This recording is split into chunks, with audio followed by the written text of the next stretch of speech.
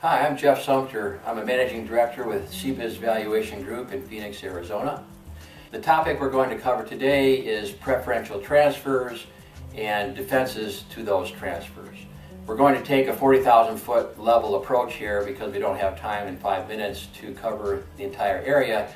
But in general, bankruptcy preferential transfers are covered by Bankruptcy Code Section 547, and typically they're payments made by the debtor, which could be an individual, corporation, LLC, whoever files bankruptcy, that are typically made within 90 days of filing bankruptcy. And preferential transfers involve a concept of fairness. One creditor received a payment in preference over other creditors that did not receive a payment. So in fairness, those payments that are made can be recovered for the bankruptcy estate to then share between the various creditors of the bankruptcy estate. So let's say a company files bankruptcy, they make a payment within 90 days of filing bankruptcy to one creditor on an old debt. Then the bankruptcy estate can seek to recover those payments as a preference payment. They have to satisfy various elements of Section 547, one of which is a payment made by the debtor within 90 days of filing bankruptcy, or they can go back further than 90 days to 1 year if the recipient is an insider. Insiders are typically affiliated with the company. They could be an officer or director. They somehow control the company. It could be a brother-sister company, or for an individual, it could be a relative of the individual.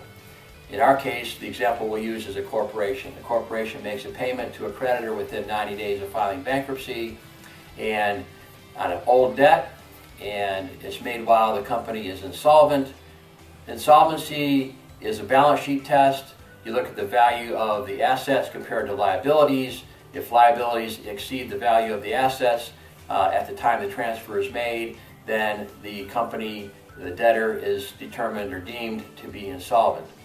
If you go beyond 90 days to 1 year, then insolvency has to be proven. Within 90 days, there is an assumption or presumption that the company was insolvent.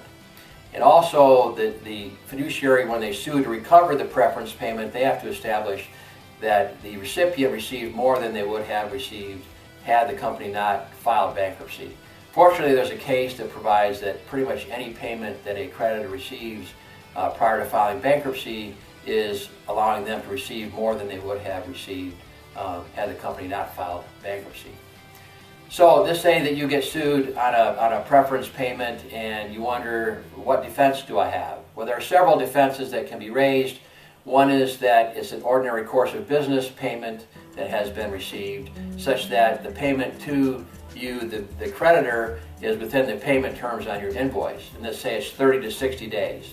As long as that payment is consistent with the way you've been doing business, then that is a defense to the payment being recovered by the bankruptcy estate. Another defense is industry standard provides for payments within 60 to 90 days. In that case, industry provides the standard, and as long as you're within industry standard, that payment is defensible. Another test is the new value defense. If you received a preference payment and then after the preference payment has been received, you provide additional goods or service. In that case, fairness provides that that should be an offset to the preference payment. So if you received a $1,000 preference payment, but you provided goods or merchandise worth $750, that's an offset, and you only owe $250 back to the bankruptcy estate. Another defense is there's a contemporaneous exchange between the parties. It's a simultaneous transaction. For example, a COD transaction, you provide the goods, you get immediately paid, and that was intended by the parties to be a contemporaneous exchange. So I briefly covered what preference payments are and some of the defenses to those payments.